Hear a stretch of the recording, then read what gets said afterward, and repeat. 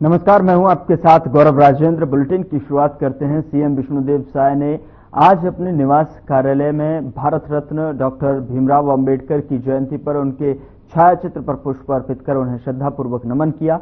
इस अवसर पर मुख्यमंत्री साय ने कहा कि बाबा साहेब का संपूर्ण जीवन संघर्ष की अनुपम मिसाल है और उन्होंने कहा कि डॉक्टर अंबेडकर ने हमें एक ऐसा संविधान दिया जो भारत को लोकतंत्र, समानता और न्याय की मजबूत नींव प्रदान करता है।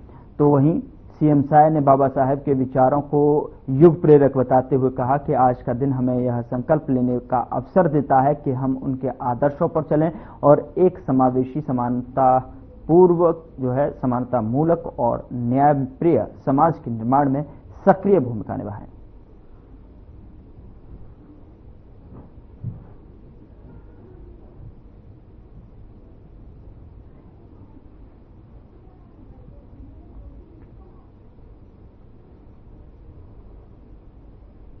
उधर पूरा देश बोधिसत्व बाबा साहब भीमराव अंबेडकर की 134वीं जयंती मना रहा है।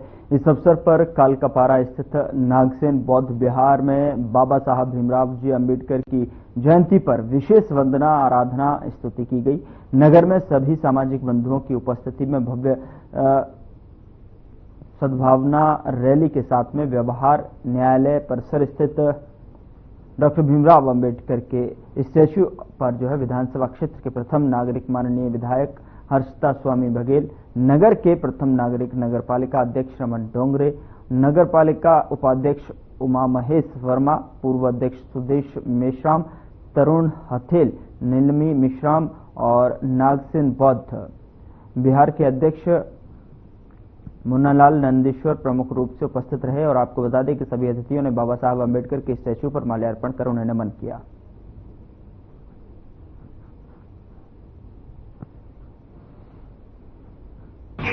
जयंती में आज 134वीं जयंती समारोह हम मना रहे हैं और आज बौद्ध समाज के द्वारा, उनके अनुयायी के द्वारा और पूरे नगर के आज बहुत ही हर्षोल्लास से हम बाबा भीमराव अम्बेडकर जी की जयंती और साथ ही माल्यार्पण के बाद हम सभी ने अपने अपने वक्ताओं को रखे, अपनी अपनी बातों को रखे। उसमें एक ही बात हमको नजर आ रही है, बाबा भीमराव अम्बेडकर जी जो हमको अधिकार दिए, हमको संविधान दिए, उसके बाद आज भी कहीं ना कहीं फिर से वो भेदभाव वाली स्थितियाँ, फिर से वो आपसी लड़ाई वाली स्थितियाँ जो बना रहे हैं कुछ लोग, उनको दूर करना चाहिए, जागरूक होना चाहिए लोगों को।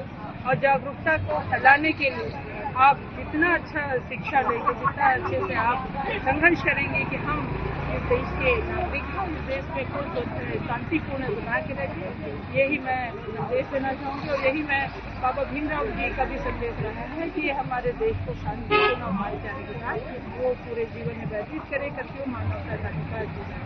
आप सभी को मैं बिना बधाई देते हुए बताएंगे क्या कहना चाहेंगे समाज के लोगों को, प्रशासनिक अधिकारियों को। आज डॉक्टर बाबा साहब अम्बेडकर की 134वीं जयंती हम प्रति वर्ष अनुसार यहाँ भी सैनिक प्रांगण में उपस्थित हैं और मैं सभी को बताना चाहता हूँ कि डॉक्टर बाबा साहब अम्बेडकर एक महान, जो कि पूरा विश्व उसको मानता है। लेकिन जब बाबा साहेब की बात आती है, जब बाबा साहेब की लोगों की बात आती है तो बाबा साहेब को उतना इम्पोर्टेंट नहीं दिया जाता। मैं बार बार हर स्थिति में बोलता हूँ कि बाबा साहेब को इतना महत्व भारत में मिलना चाहिए, इतना महत्व भारत में नहीं मिल पाता। लेकिन जब विदेश में जाके बाबा साहब की जब बात होती है तो पूरा विदेश बाबा साहब को नमन करता है। आज 134वीं जयंती के अवसर पर हम सभी यहाँ उपस्थित हुए। मैं बौद्ध समाज की ओर से पूरे डूंगरगढ़ के नागरिक, पूरे धर्मान्य को बधाई देना चाहता हूँ कि और सभी को आमंत्रित करना चाहता हूँ कि शाम को हमारी धम्म रैली होगी, जिसमें हम लोग एक प्रति वर्ष अनुसार एक अलग अलग करने की कोशिश करते हैं कि हम सभी धर्मों को इसमें समावेश करना चाहते हैं कि चलो भाई सभी धर्म के लोग, जैसा अनुसूचित जाति, जनजाति, पिछड़ा वर्ग को एक संदेश देना चाहते हैं। तो आज भी हमारी रैली में एक संदेश है कि हमारे आज आदिवासी भाइयों को हमने आमंत्रित किया, हमने ओबीसी को आमंत्रित किया, हमने एसटी के पूरे हमारे काउंसिलिंग को आमंत्रित किया, जिसमें बाबा साहब ने बोला था कि एसटी, ओबीसी तक पूरी जो काम किया था हम सबका एक समावेश करके धम्म रैली आज जो डूंगरगढ़ में भ्रमण होगी, मैं सभी को आमंत्रित करना चाहता हूँ। आज के इस अवसर पर सभी को हार्दिक बधाई, शुभकामना देता हूँ कि सभी लोग आए, क्योंकि डूंगरगढ़ एक सर्वधर्म की नगरी है और सभी लोग मिलकर सभी जयंती को मनाते हैं।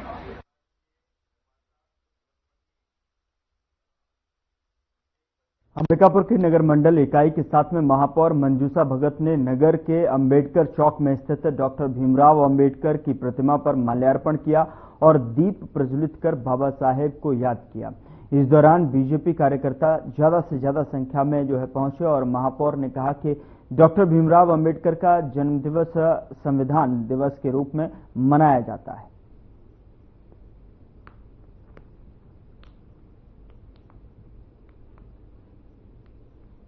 आज नगर मंडल अंबिकापुर के द्वारा उत्सव के रूप में डॉक्टर अंबेडकर एक दिन पहले संगठन के द्वारा निर्देश है कि हम लोग जयंती के रूप में मनाएं, इसलिए आज दीप प्रज्वलित हम लोग संगठन के सभी लोग मिलकर किए हैं और कल उनका मिठाई बांटकर और माल्य अर्पण करके संगठन द्वारा निर्देश है वो सब हम लोग मनाने वाले हैं। डॉक्टर भीमराव अंबेडकर जो भारत रत्न से सम्मानित है उनका जयंती मनाया जाना है, तत्काल हमारे संगठन से निर्देश है।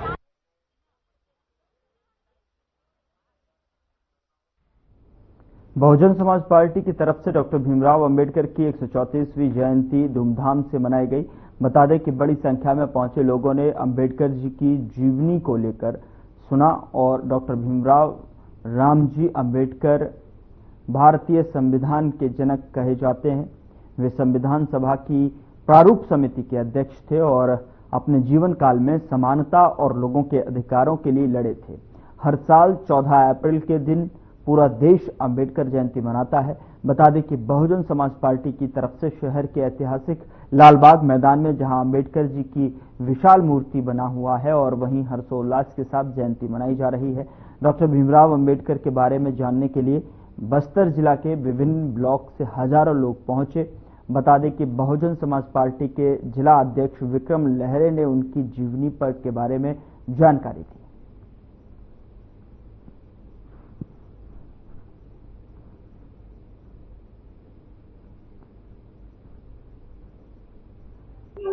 जय भीम। मैं हेमंत पोयाम। आज यह परम पूज्य डॉक्टर बाबा साहब भीमराव अम्बेडकर जी की 134वीं जयंती कार्यक्रम यहाँ पे हो रहा है, जिसमें अनुसूचित जाति, जनजाति, अन्य पिछड़ा वर्ग, धार्मिक अल्पसंख्यक और सर्व समाज के लोग मिलजुल के एक साथ यह आयोजन कर रहे हैं। और जैसा कि इस देश के अंदर में इन वर्गों को आपस में लड़ाने भिड़ाने और आपस में जातियों में बांटने की साजिश चलती है, तो ये समाज के लोगों ने आज जागरूकता का परिचय देते हुए एकजुट होकर के एक मंच पर कार्यक्रम करने का निर्णय लिया है। जो विभिन्न राजनीतिक पार्टियों में बटे हुए लोग हैं और राजनीतिक पार्टियां इनको आपस में तोड़ती हैं, उन सबसे परे हटकर सभी राजनीतिक पार्टियों से जुड़े हुए लोग एक मंच पर आकर बाबा साहब की जयंती मना रहे हैं, जो आने वाले समय के लिए बहुत अच्छा संकेत है कि आने वाले समय में लाखों की संख्या में यहाँ भीड़ इकट्ठी होगी और बहुत अच्छा आगे जो है एकजुटता का परिचय दिया जाएगा। जय भीम। मैं विक्रम लहरे सर्वानुसूचित जाति समाज से जिला अध्यक्ष हूँ और इस कार्यक्रम में 134 जयंती जो बाबा भीमराव अंबेडकर की जयंती मना रहे हैं, इस कार्यक्रम का मैं समिति का अध्यक्ष भी हूँ।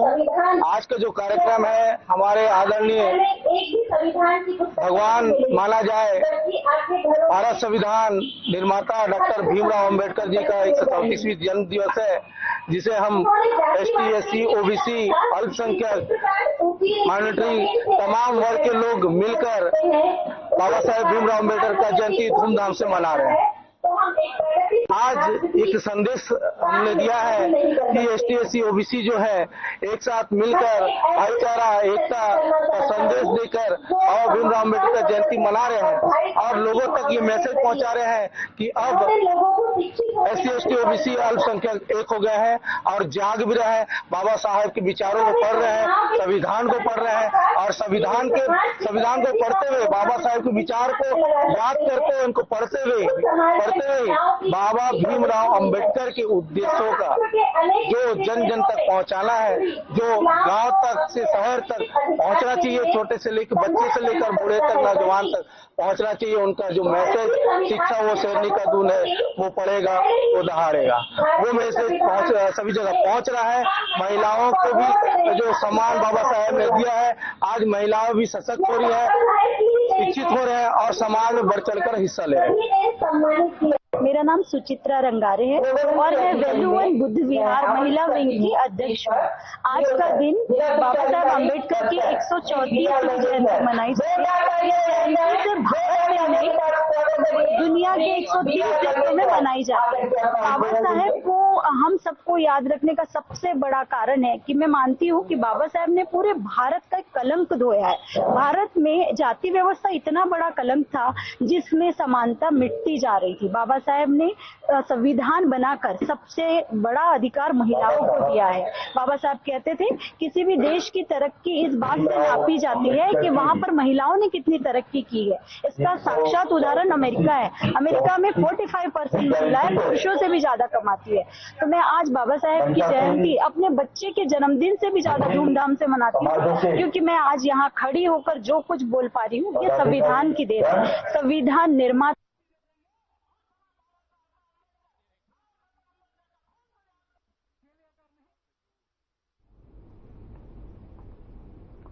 यहाँ रुक रहे एक छोटे से ब्रेक के लिए। ब्रेक के उस पार खबरों का सिलसिला लगातार जारी है।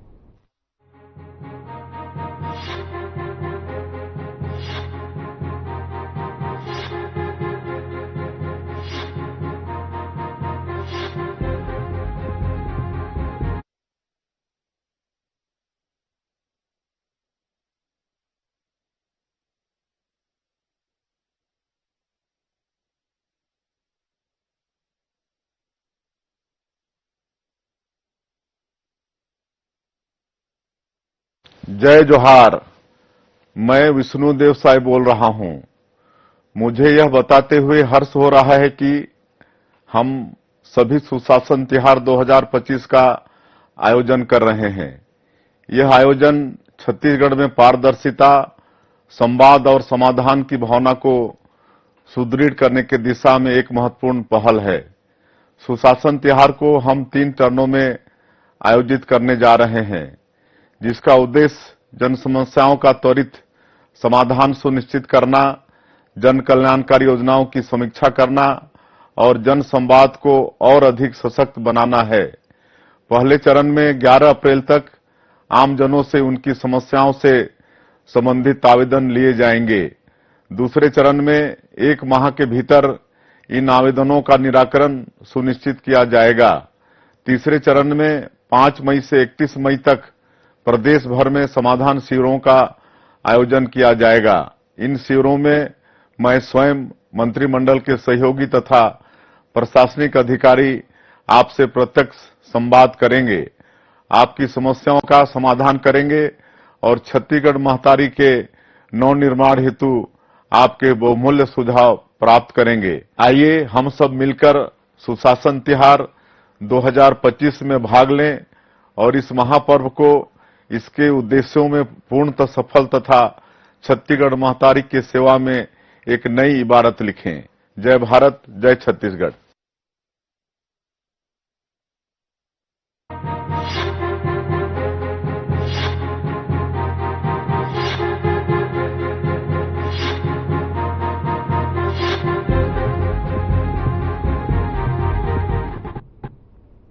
ब्रेक के बाद स्वागत है आपका। खबरों में आगे बढ़ते हैं। दुर्ग में हाल ही में मासूम बच्ची के साथ हुए अमानवीय कृत्य और हत्या की वारदात के विरोध में मसीही समाज के लोगों ने एकजुट होकर अपनी संवेदनाएं प्रकट की। यूनाइटेड क्रिश्चियन काउंसिल के बैनर तले सैकड़ों की संख्या में लोग दुर्ग शहर में जुटे हुए हैं और एक कैंडल मार्च का आयोजन किया गया। इस मौन मार्च के माध्यम से उन्होंने बच्ची को श्रद्धांजलि अर्पित की और न्याय की मांग की है। साथ ही आपको बता दें कि मार्च की शुरुआत प्रार्थना के साथ हुई और जिसमें बच्ची की आत्मा की शांति के लिए सामूहिक रूप से प्रार्थना की गई। मसीही समाज के लोगों ने 2 मिनट का मौन धारण कर अपनी संवेदनाएं व्यक्त की और इस भयावह घटना के प्रति अपना रोष भी प्रकट किया। कैंडल मार्च शहर के मुख्य मार्गों से होकर गुजरा, जिसमें युवाओं, महिलाओं और बुजुर्गों ने बढ़ चढ़कर हिस्सा लिया।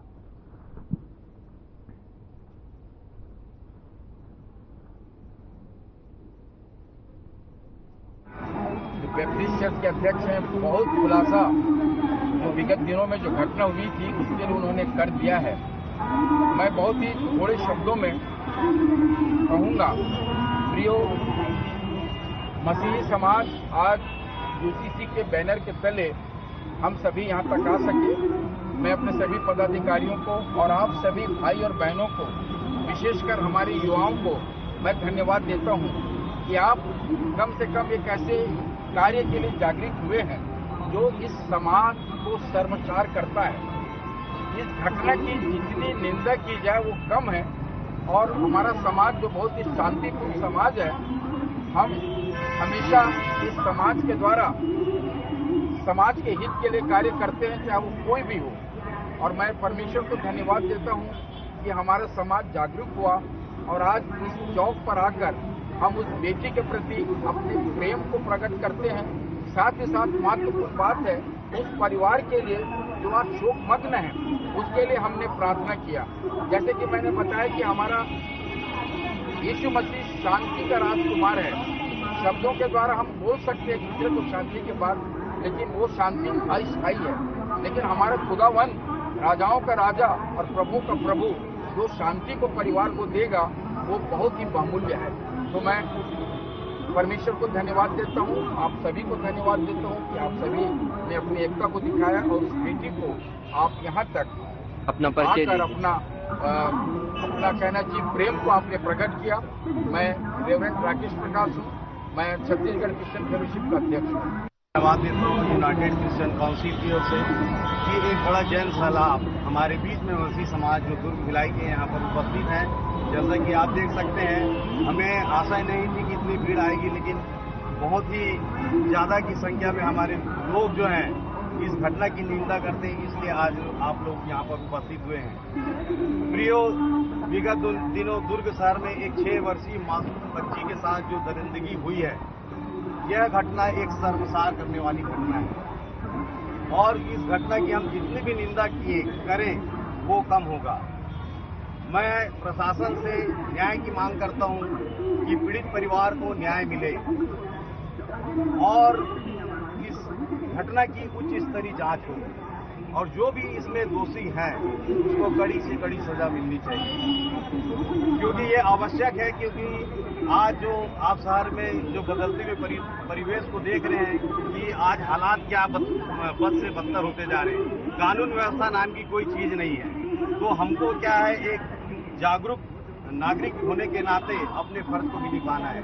जैसा कि आज हम लोग मसीह समाज की ओर से, यूनाइटेड क्रिश्चियन काउंसिल की ओर से एक बड़ी भीड़ यहाँ पर एक श्रद्धांजलि सभा के लिए यहाँ पर आई है और इस दुख की घड़ी में पूरा मसीह समाज परिवार के साथ कंधे से कंधे मिलाकर खड़ा हुआ है और हमारे मसीह समाज की ओर से हम गहरी संवेदना उस पीड़ित परिवार की, उस शोकित परिवार के लिए व्यक्त करते हैं कि ईश्वर पिता उस परिवार में अपनी असीम शांति प्रदान करे। मेरा नाम सुभाष पाल है और मैं यूनाइटेड क्रिश्चियन काउंसिल का प्रवक्ता हूँ। आज का जो श्रद्धांजलि कार्यक्रम है मसीह समाज के द्वारा जो है यहाँ पर आयोजित किया गया है।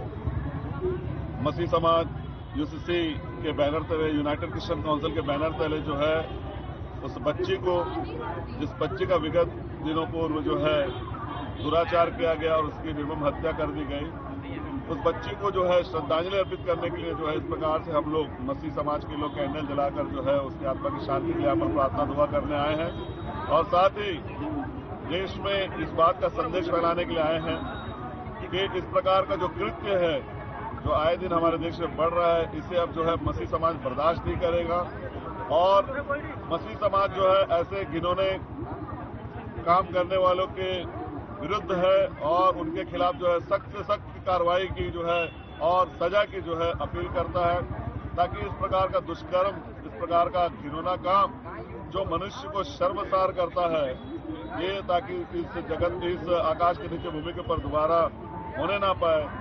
इसीलिए जो है मसीह समाज यहाँ पर इकट्ठा होकर ऐसे सारे बातों का विरोध करते हुए और उस बच्ची की आत्मा की शांति के लिए जो है यहाँ पर प्रार्थना दुआ करने आया। मैं एम जोनाथन, बैप्टिस्ट चर्च का अध्यक्ष, और हमारे पासवान साहब, हमारे सचिव साहब और हमारे कलीसिया के लोग यूनाइटेड क्रिश्चियन काउंसिल के बैनर तले इस बात का संदेश देने के लिए हम सब यहाँ पर इकट्ठा हैं।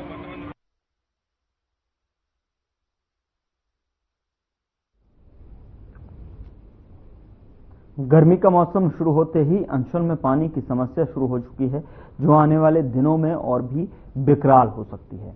इसी वजह से जो है पानी की बर्बादी के चलते भूजल स्तर का लगातार नीचे जाना। बता दें कि जिले के बनांचल समेत शहर में लगातार बोर सूखने लगे हैं और पानी की किल्लत शुरू हो चुकी है।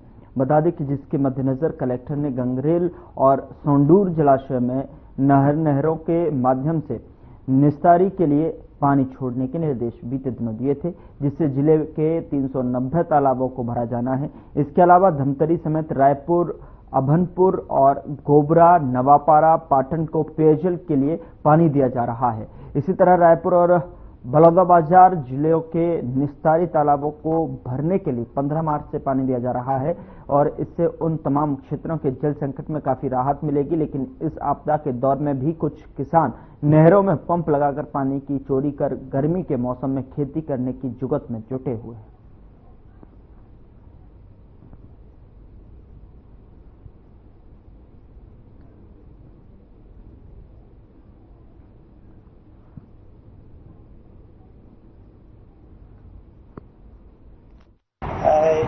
ये MFC जोन है महानदी प्रधान है, उसमें सीपेज की समस्या है। फिलिंग एरिया में है, फिर सीपेज रहता ही है। किसान जो है अपना बोर में और कुछ सीपेज में धान या कोई भी फसल ऐसा ले लेते हैं, जिनको बार बार मुनादी करके मना भी कराया जाता है, पर वो बो लेते हैं। पानी कमी होती है तब जिस समय निस्तारी के लिए तालाब के लिए पानी छोड़ा जाता है, उस समय ये जो है पानी चोरी करते हैं अक्सर, तो फसल सूखते रहता है बचाने के लिए। तो उसके लिए कार्रवाई की जा रही है। पंप भी लगा के लेते हैं, कुछ लोग पंप भी लगा लेते हैं पानी कम होने पर, पंप भी जब्त करवाई जा रही है और उनके ऊपर कार्रवाई भी की जा रही है। किसानों को समझाइश भी दी जा रही है कि ऐसा न करें जिससे पीने के पानी की समस्या हो जाए, क्योंकि हमारे पास पानी उतनी मात्रा में उपलब्ध नहीं है कि हम गंवा सकें। अभी पानी अमूल्य है, लोगों को भी समझना चाहिए। हम लोगों के द्वारा बार बार उनको ताकीद की जा रही है। अभी पूरा उसका सर्वे भी चल रहा है। लोगों के जितने भी अगर एक्स्ट्रा पानी ले रहे हैं, हमारे निस्तारी तालाब के लिए पानी जा रहा है, उसको खोल के ले रहे हैं, उसकी जांच की जा रही है और उनके ऊपर किसी की कार्रवाई की जाएगी। ये तो बिल्कुल बातें गलत है, क्योंकि अभी सप्ताह भर से जांच जारी है, जिसमें जितने भी किसान पानी एक्स्ट्रा ले रहे हैं या पंप लगाए हैं, उनको पंप की जब्ती कर रहे हैं, उनसे भी बात की जा रही है। तो किसी ने भी ऐसा नहीं बताया कि हमारे विभाग का कोई भी आदमी पैसा लिया है या किसी को पैसा दिए हैं। अगर ऐसा बात रहता तो किसान स्वयं ही बोलता कि पैसा हमने दिया है, फिर आप हमारे ऊपर कार्रवाई क्यों कर रहे हैं। ऐसा एक भी शिकायत नहीं आया है। और अगर ऐसी शिकायत आती है कि हमारे विभाग का कोई भी आदमी अगर अनधिकृत पैसा दिया है,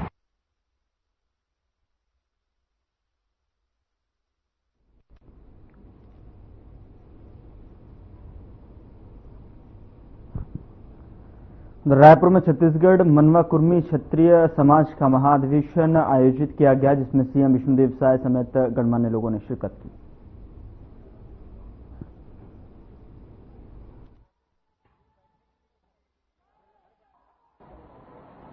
आज हो रहा है के बाद एक कार्यक्रम में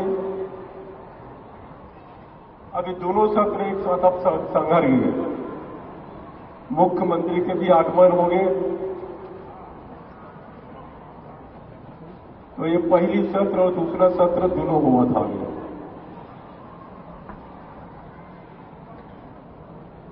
कई प्रस्ताव समाज में हर जोन भी नए अध्यक्ष बनते, समाज को सही रास्ता दिखाए के लिए, समाज के विकास हो कर लिए कई कार्यक्रम करते। कई संविधान में हमारे बदले के प्रयास होते हैं कि अच्छा काम हुआ है। आज जो प्रस्ताव पास हुई, प्री वेडिंग हमारे समाज में नहीं होना चाहिए। मैं अगर बहुत तारीफ करा था आज रायपुर के ये पवित्र धरती में छत्तीसगढ़ मनवा कुर्मी क्षत्रिय समाज द्वारा आयोजित ये 2 दिवसीय महाधिवेशन में आज मंच में विराजमान पूज्य राम बालक दास जी महाराज, मैं ओमनला प्रणाम करत हूं। समाज के गौरव और पूर्व राज्यपाल, पूर्व सांसद, पूर्व